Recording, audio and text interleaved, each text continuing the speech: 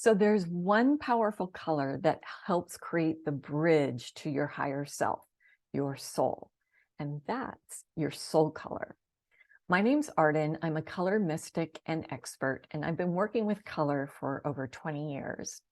And one of the things I've found that most people are interested in is connecting with their higher self and integrating with it. And one of the easiest ways to do that is by using your soul color. So I wanted to talk a little bit about the soul colors, how they're different from your aura colors, and how you can actually use it and create some beautiful synchronicities in your life. So first things first, let's talk about soul colors, what they are and why they're different from your aura colors. So your aura color is the colors that make up your own personality and psyche, and they're seen within your auric field, and they're usually really close to you, maybe like within 5 feet surrounding you. And your soul color lives within the soul field, and it is your soul's color that comes through, and that actually emanates your soul's purpose. So just think of it this way. Color, there are trillions of color possibilities out there. There are trillions of colors out there. And if you think about it, the electromagnetic spectrum, which is infinite, which carries all these different energies from infrared to gamma rays, right? It's all the energies that create our universe. And there is a very small, thin slice of that electromagnetic spectrum that is the visible color spectrum. And so think of the width of the wall of a bubble. That's the slice. That's how thin it is, the visible spectrum is in the infinite electromagnetic spectrum. So there's millions of colors. So when Newton did the experiment of actually refracting the light, once the light entered the pyramid and then it went out into Roy G. Biv, what was unique is that he was able to combine those colors back in to white light. And the same is with our soul and our soul color. Our souls are born in light. And when we are born, we are refracted into a unique color. And that unique color governs your soul's purpose. And that's what makes you unique. That's what makes us all unique. But it also helps you understand how we are all one. When we all combine together, we create white light. That's why it's so much better to work in community. That's why it's so much better when we connect together, because we are much more powerful together than we are alone. Yet you are unique. So I love color for this as an example of how we relate in this world. So there are soul colors, and I put them basically into 10, I think there's 11 soul color families. And those are red, orange, yellow, just showing these, green, blue-green or aqua, blue, there we go, blue-violet or indigo. I know some of you may go, oh no, that's blue. Arden, what are you talking about?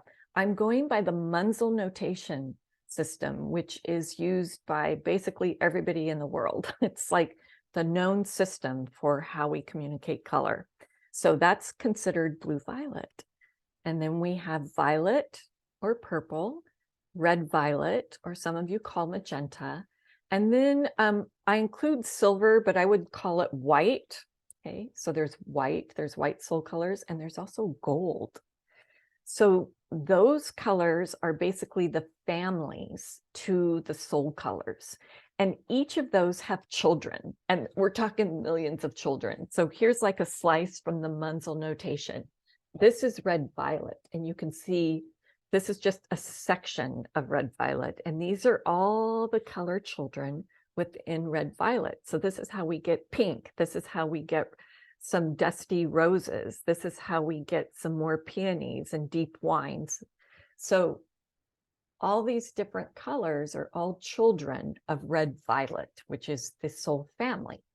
And each of these have a main purpose. And I cover the purposes and what they are on an article in my blog, which I'll link below.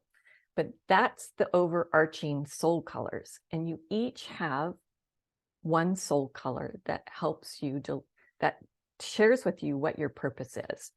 So how is it different from the aura colors? Again, the aura colors are kind of in your auric field.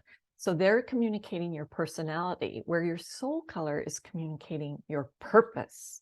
So big difference. You use them differently too. So you use your soul color to align with your higher self, to be connected. You use your aura colors to actually manifest and create good feelings, good vibes, good things happening in your life. And they're found in different areas too. So one of the things that I wanted to clarify really super quickly was the confusion around soul colors as used by the Theosophists. So they're a group started by Madame Blavatsky and Charles Ledbetter, and then Alice Bailey came on later and wrote hundreds of books about their philosophies and so forth. And a lot of what they talk about, it's very esoteric. And again, how the soul works itself down into the earth realm and how it works itself back up. So one of the things that Alice Bailey wrote about was soul colors. But Charles Ledbetter described what souls are for Theosophists.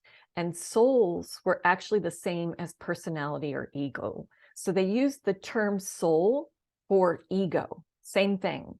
So it can be confusing because when I talk about soul, I'm talking about your higher self. I'm talking about that beautiful energy that is closest to the divine and close to spirit. And they're talking about soul the same as personality. So when they talk about soul colors, they're talking about aura colors. So those that talked about aura colors, there are many that talked about them in the early 1900s. There was Edgar Cayce, who was a sleeping prophet who would see aura colors. Obviously the Theosophists, but there was also Rudolf Steiner and his following that talked, and he's the one who founded the Waldorf education. But they talked about colors, and he had a lot of artists that worked with him and worked with color and his philosophy. And then we had Nancy Ann Tappy, who was a little bit more modern, who was a sensate, so she could feel and smell it. And she actually saw aura colors. So aura colors really communicate our personality, show our shadows, and they're wonderful to know. But I'm talking now, let's talk about the soul color, right? Like, how do you use it? How do you tap into it? So by connecting with your soul, you can really tap into sensing your soul color. I even have a visualization and a guide on my website if you're interested in more of a guided visualization, but you can always just ask your soul for her or his soul color. When you use your soul color, and I have to be clear about this, it has to be the color exactly that you see in order for you to wear it or use it in that sense, because it needs to be super aligned. So a lot of the times I find you're not going to find it in its exact usage as far as clothing is concerned, but you may find it in a gemstone. And it might be something that you wear as a necklace or wear it in a bracelet, or find a gemstone and keep it in your pocket. So that's usually one way. Another way, just by wearing it, by knowing, it's more serves as a reminder.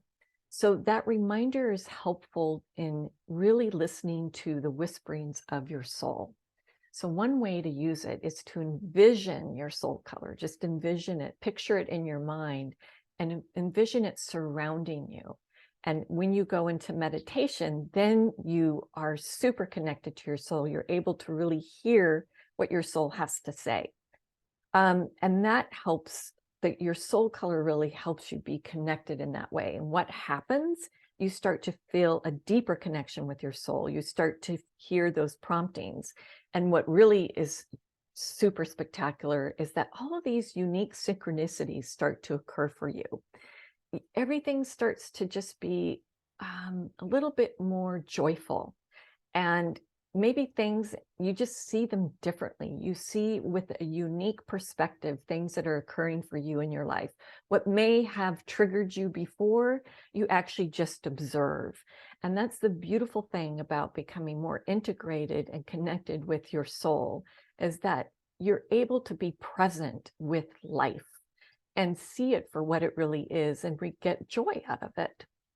So that is the beautiful thing about being really connected with your soul and using your soul color to help you create that bridge. So start using your soul color, whether you just envision it in meditation or you find a gemstone for it to help remind you of who you are. And then you can get the definitions and everything from my website, which I include the link below. So let me know what your soul color is and how you're using it in your life. All right, we'll see you next week. Bye, everyone.